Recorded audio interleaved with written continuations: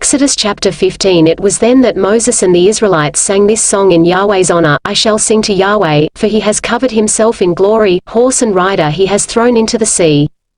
Yah is my strength and my song, to him I owe my deliverance. He is my God and I shall praise him, my father's God and I shall extol him.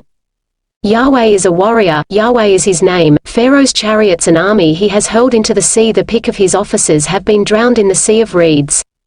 The ocean has closed over them, they have sunk to the bottom like a stone. Your right hand, Yahweh, wins glory by its strength. Your right hand, Yahweh, shatters your foes, and by your great majesty you fell your assailants. You unleash your fury, it consumes them like chaff.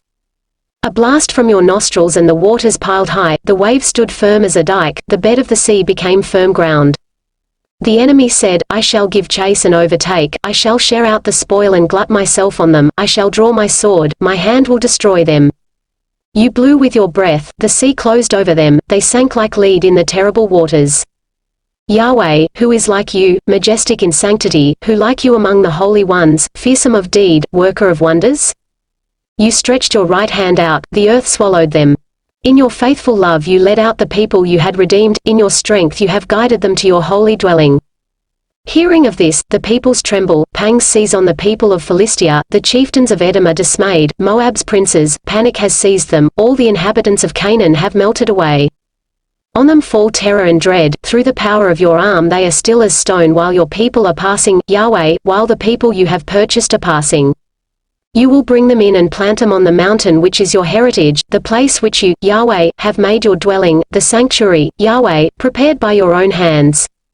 Yahweh will be king forever and ever, for when Pharaoh's cavalry, with his chariots and horsemen, had gone into the sea, Yahweh brought the waters of the sea back over them, though the Israelites went on dry ground right through the sea. The prophetess Miriam, Aaron's sister, took up a tambourine, and all the women followed her with tambourines, dancing, while Miriam took up from them the refrain, Sing to Yahweh, for he has covered himself in glory, horse and rider he has thrown into the sea. Moses led Israel away from the Sea of Reeds, and they entered the desert of Shur. They then traveled through the desert for 3 days without finding water. When they reached Marah, they could not drink the Marah water because it was bitter. This is why the place was named Marah. The people complained to Moses saying, What are we to drink?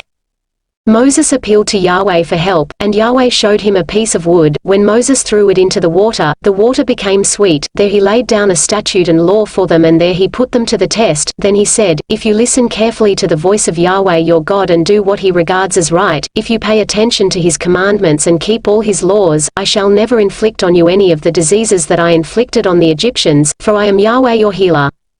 So they came to Elim where there were 12 springs and 70 palm trees, and there they pitched camp beside the water.